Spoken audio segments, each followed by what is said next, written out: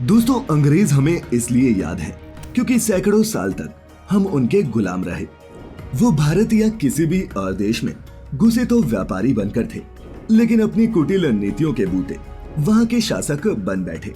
और दोस्तों, एक वक्त में अंग्रेज शासन इतना बड़ा था कि उसके लिए कहा जाता था कि उसकी जमीन पर कभी सूर्यास्त नहीं होता। खैर, अंग्रेज तो अब सुधर चुके हैं, लेकिन मौजूदा वक्त में दूसरे देशों को अपना गुलाम बनाने का यही हथकंडा ड्रैगन माने की चीन अपना रहा है, जिसकी ताजा एग्जाम्पल आप श्रीलंका के रूप में देख सकते हैं। Give it to people who actually can do something, okay, and just leave the country because this is enough. जहां लोग पाई को मोहताज हैं और अपनी बेसिक जरूरतों को भी पूरा नहीं कर पा रहे। और दोस्तों, बहुत ही जल्द ठीक यही हाल अफ्रीका का भी होने वाला है, क्योंकि वो भी धीरे धीरे चीन के इस डेड ट्रैप डिप्लोमेसी में फंसता जा रहा है, जिसका आंखों देखा हाल यूट्यूबर नोमैड शुभम ने भी अपने अफ्रीका दौरे पर किया। तो दोस्तों, आज के इस सफर में मैं आपको बताऊंगा कि क्या है चीन की डेड ट्रैप डिप्लोमेसी, जिसमें दुनिया के 58 देश फंस चुके हैं, और कैसे गुलाम बनने की अगली बारी अब अफ्रीका की है। तो चीन के इन चालाक हथकंडों को समझने के लिए बने रहे मेरे साथ अगले कुछ मिनटों के लिए। Factify. Facts on your face. दोस्तों, चीन ने दुनिया के अलग अलग देशों को इतना ज्यादा लोन बांटा है कि आईएमएफ और वर्ल्ड बैंक के दिए गए लोन्स को भी जोड़ दें तो ये रकम उससे भी ज्यादा बड़ी है।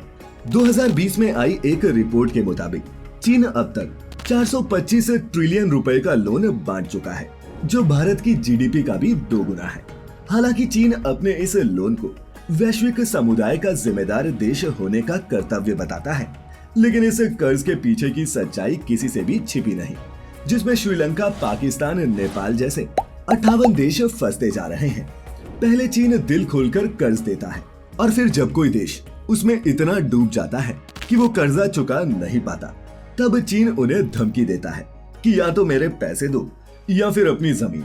फिर अफ्रीका के इन बेहद गरीब देशों पर पैसा लुटाने का साफ मकसद है पैसे देकर दोस्त और जमीन दोनों खरीदना, जो ताइवान और साउथ चाइना सी जैसे मुद्दे पर चीन का साथ दे, कम पैसे पर उनकी मजदूरी करें और अपने बेशकीमती मिनरल्स भी उन्हें देकर उनका गुलाम बन जाए। वो कैसे, अभी जानते हैं सिलसिलेवार तरीके से। No infrastructure. दोस्तों, अफ्रीका विश्व का दूसरा सबसे बड़ा कॉन्टिनेंट है, लेकिन वहां के लगभग सभी देश विकास के मामले में बहुत पीछे हैं और इंफ्रास्ट्रक्चर डेवलपमेंट ना के बराबर। ऐसे में चीन अफ्रीका का सबसे बड़ा भागीदार बनकर उभर रहा है, जो अफ्रीका के अर्बन बनने के फ्यूचर ड्रीम को पूरा करते नजर आ रहा है। इसके लिए चाइना ने 2007 से लेकर 2020 तक अफ्रीका के अलग अलग देशों में लगभग 5,699 अरब रुपए इन्वेस्ट किए हैं, जिससे वहां पर गवर्नमेंट बिल्डिंग्स, इलेक्ट्रिसिटी के लिए डैम, कनेक्टिविटी के लिए रेलवे, रोड्स और एयरपोर्ट्स बनवाए गए हैं। और अफ्रीका की इस डेवलपमेंट के लिए बिना किसी शर्त के लोन देने को चीन अपना वैश्विक कर्तव्य बताता है। स्पाई।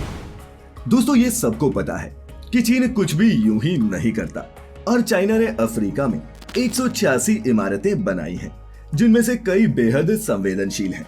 माने कि इन इमारतों में मिलिट्री हेडक्वार्टर से लेकर अफ्रीकी नेताओं के घर और ऑफिसेज सब शामिल हैं। दोस्तों, आपका ये जानना जरूरी है कि अफ्रीका में इमारतों में निवेश करना कोई फायदे का सौदा नहीं है। फिर भी चीनी सरकार इन बड़ी बड़ी इमारतों को अफ्रीकी सरकार को उपहार के रूप में देती है, और बदले में उन नेताओं से चीन के लिए अंतर्राष्ट्रीय स्तर पर समर्थन मांगती है। इसके अलावा ये भी खुलासा हो चुका है कि इन इमारतों में चीन द्वारा लगाए गए कंप्यूटर्स बहुत ही अजीबोगरीब तरीके से डेटा को चीन में ट्रांसमिट करते हैं। यहाँ तक कि कई बिल्डिंग्स में खुफिया कैमरे और माइक भी लगे हुए पाए गए, जिससे ये साफ होता है कि चीन वहाँ के बड़े बड़े नेताओं और वहाँ बन रही पॉलिसीज पर नजर रखता है। Business expansion.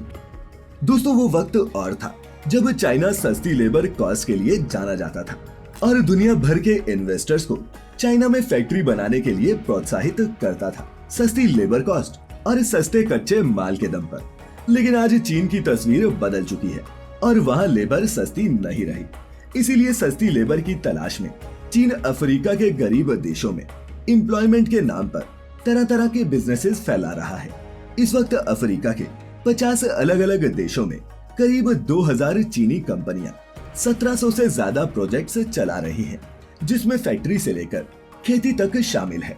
इससे अफ्रीका के लोगों को रोजगार तो मिल रहा है, लेकिन अच्छे अवसर नहीं, क्योंकि इन कंपनीज की सभी बड़ी बड़ी पोस्ट पर चीनी सिटीजन्स का ही दबदबा रहता है।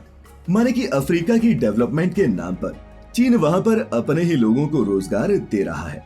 और अगर आपने नोमैड शुभम के अफ्रीका के ट्रैवल ब्लॉग को देखा होगा तो उसमें आपने भी साफ साफ देखा होगा कि वहाँ ज्यादातर घर झोपड़ी से ज्यादा नहीं है, और बड़ी बड़ी जितनी भी बिल्डिंग्स हैं वो सभी चीन ने ही बनाई हैं अपने लोगों के रहने के लिए। और वहाँ चीन का दबदबा इस कदर बढ़ रहा है कि अफ्रीका में रोड साइंस और इंस्ट्रक्शन मैनुअल्स भी चाइनीज में लिखे हुए मिलते हैं। हालांकि अफ्रीका में हो रहे इस चीनी डेवलपमेंट से फिलहाल वहाँ के लोगों को बहुत ही अच्छा लग रहा होगा, लेकिन कर्ज का ये सिलसिला यूं ही चलता रहा तो अफ्रीका आने वाले समय में कर्ज चुकाने में असमर्थ हो जाएगा और वहाँ की हालत भी श्रीलंका की तरह ही हो जाएगी। और अभी तो चीन ने अफ्रीका में बस 21 ही माइनिंग कंपनीज खोली हैं, जहां से 80% मिनरल वो चीन ले जाता है, और आने वाले वक्त में वो अफ्रीका की बाकी माइंस पर भी कब्जा जमाने से नहीं चूकेगा और फिर अफ्रीका के मिनरल्स निकालकर वो अफ्रीका को ही बेचेगा। वैसे होना तो ये चाहिए कि श्रीलंका की स्थिति को देख चीन से कर्ज लेने वाले सभी देश सतर्क हो जाएं, लेकिन चाइना के डेट ट्रैप से बचना सबके लिए पॉसिबल नहीं है, और इसका असर हमें अपने पड़ोसी मुल्क पाकिस्तान और नेपाल में भी देखने को मिल रहा है। और नेपाल में क्या हो रहा है ये जल्द ही जानेंगे एक दूसरी वीडियो में।